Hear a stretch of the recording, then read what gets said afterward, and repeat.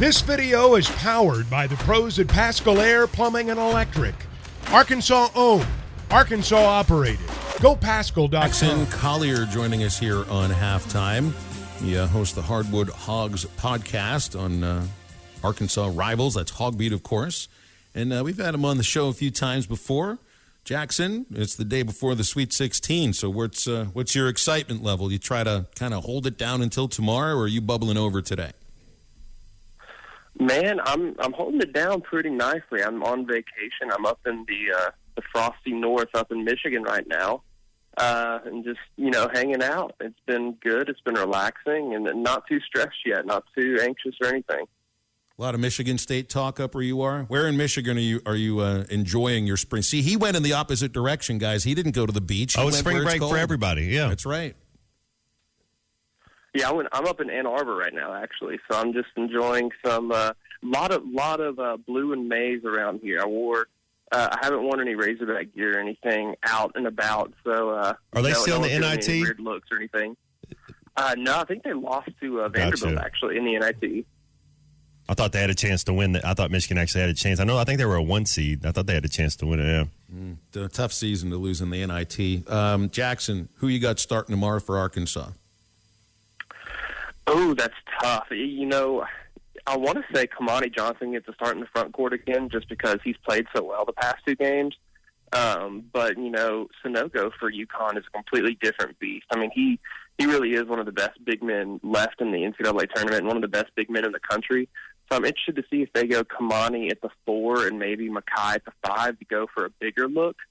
Not 100% sure on that, but I could see that happening. So maybe you go Anthony Black, you go Devontae Davis, Nick Smith, and then maybe Kimani and Makai. So no-go, once he gets you pinned, there's just nothing you can do. I mean, he gets you pinned down low, you're in trouble. What do their guards scare you? What about their guards scare you or intimidate you at all about the UConn? Because you got to think in this tournament, I know that they play a lot of good teams, but in this tournament, this is probably the most athletic team UConn's faced in this tournament.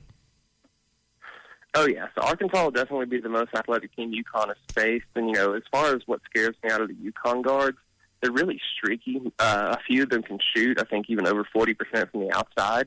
It's not going to necessarily be consistent. It's going to kind of come in streaks where they'll be cold for a bit and they'll get hot later.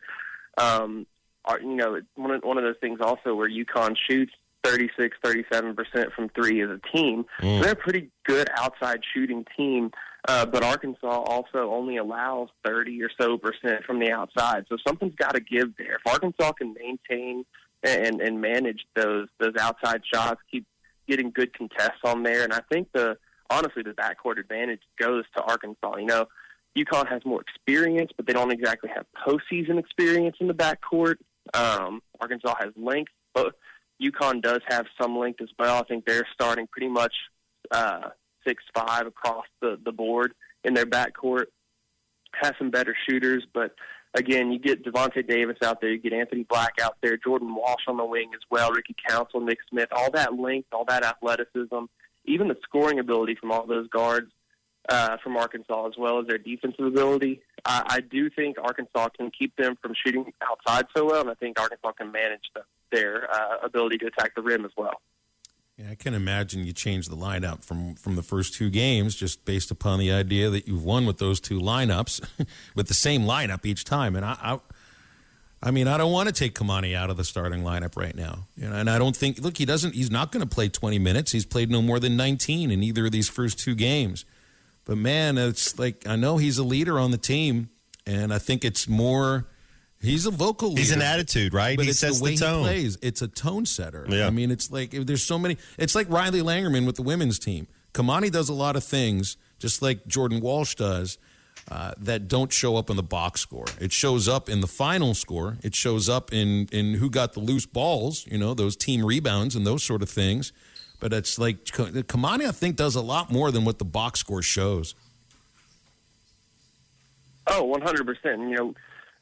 In one of the interviews, Jordan Walsh was asked about, how he was able to get the tip that went to Ricky Council on one of the free throws. And he said Kimani Johnson told him just spin off his man and the ball would come right to him. And sure enough, it did. That's something, like you just mentioned, doesn't show up in a box score, but that they're not credited to Kimani, at least. I mean, gets more free throws for Ricky Council, and everybody was talking about Jordan getting the tip out there, but the whole reason that even happened was because Kimani Johnson, and he had the wherewithal and the basketball IQ to be like, no, if you do this, the ball will be right there, and you can make a play on it.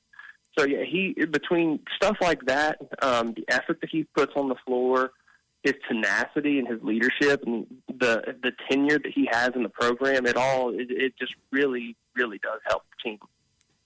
What do you think about the matchup of the coaches of Dan Hurley versus Eric Musselman? Muss, obviously, I mean, he knows the secret sauce. We just got to trust in this guy, because I think he's a brilliant coach in terms of single game coach, and then the ability to get his team to play, at their best when they need it right now. And there are no such things as must-win games in January and February, as much as we might use that terminology sometimes. It's right now that you got to win, and they've done it. They've done it in a moment where I think a lot of us might not have thought that they could. What do you make of the matchup of these two coaches? Well, it'll definitely be one of the more animated coaching battles. I think both coaches really get after the rest. They're really loud. They're animated. They have all their mannerisms going at once, and their emotions are all very visible. So that'll be one thing that's fun to watch. On top of that, I mean, they're both really good coaches. I would give the edge to Eric Musselman just as far as, he has the track record. He has recent and tenured track record, I should add. This is Hurley's first real March Madness run at Connecticut. And good for him, and credit to him for all he's done. I think this Connecticut team is the best he's had. They've made the biggest run that they have made so far. They like to slow things down a little bit. They like to be more methodical, really efficient. They defend well. So it'll be interesting to see what adjustments they make at halftime, like how each coach prepares going in, and then the response in the second half and all that sort of stuff. Taking all that into account, I think Muss has the better ability to game plan. And giving him 5 days to game plan for a single opponent is a massive advantage for Musselman. And then we'll see, like I mentioned, at halftime, who can come out and make the better second half adjustments. I think both coaches are more than capable of doing that, and we'll be able to see that during the game.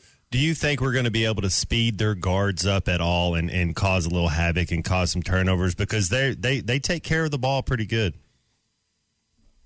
I think so. Arkansas, one of the biggest stats for most of Arkansas's wins this year has been that they've been able to force turnovers, and they'll convert those turnovers into transition points. That's been the case so far in the NCAA tournament as well. It happened against Auburn, happened in the later part of the season as well. So I think Arkansas, and Musselman talked about it in multiple press conferences, like, look, we need to generate turnovers. The forcing 10 to 12 turnovers isn't good enough. We need to get up to 14, 15, 16. And I think Arkansas can do that, especially the way that they've defended so far in the NCAA tournament. It's not even just about forcing, turnovers that appear in the box score as turnovers. But we saw against Kansas and Illinois both. Kind of the loose balls and stuff. Yeah, the 50-50 balls. 50-50 balls, loose balls, and then you force these teams to go really deep into the shot clock, and they'll force up a terrible shot with 2 seconds left. It'll just count as a rebound, but it's an empty possession. It's essentially a turnover because it's a shot that has little to no chance of going in.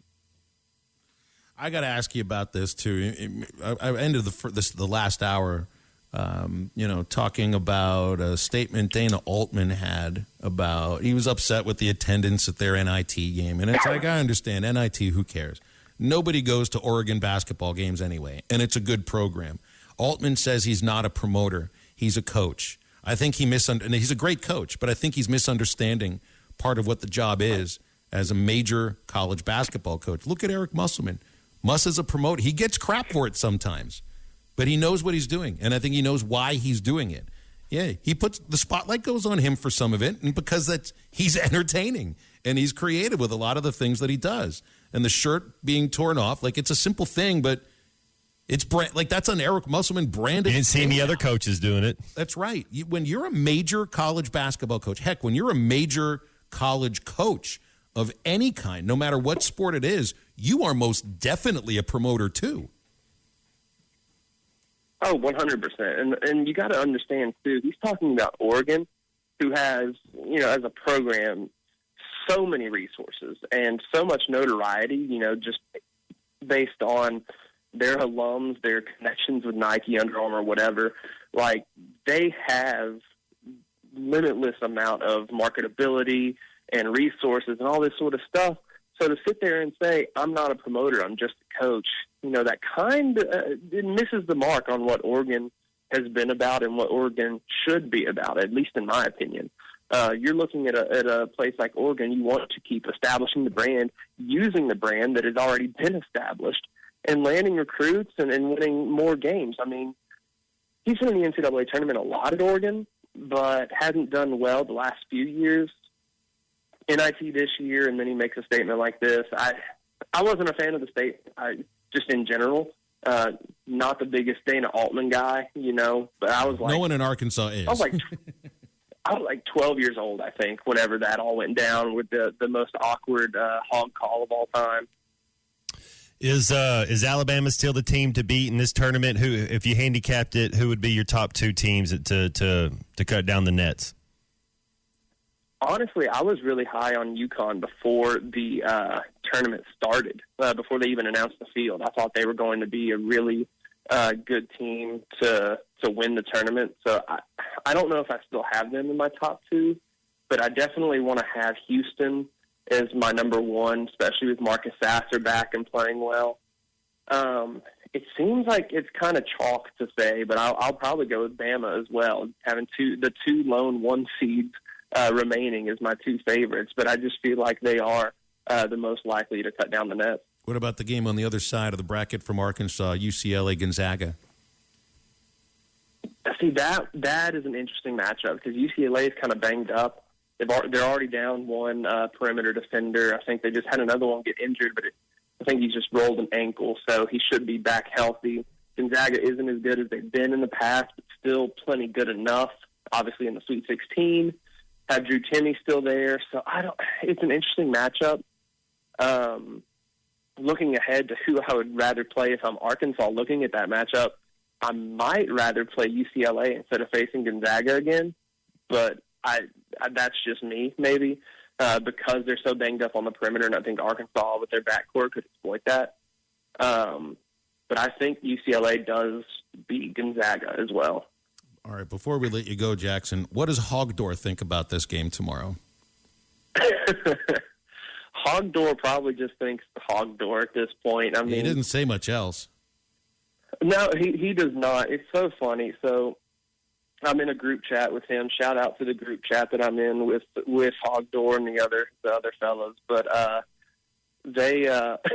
he said that you went back and forth with him, and all he would say is Hog Door. That's what he in says to DMs anybody. Or something. Yeah, and so he said in the DMs that you and him had, he would just say Hog Door, and you would respond to it. So I was like, you know what?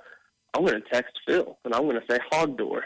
And then he thought it was me. Yeah, and then the whole group chat started texting into the radio station. Did you guys notice that yesterday, Maddie? We got all these texts coming in that said Hog Door. I had no idea what that was. That's Jackson Collier's people. Yeah. So it was it was weird, but hey, it was sort of entertaining because Hog Door I guess I'll take the blame for it. It was like a I'm Spartacus moment, I guess. Yeah.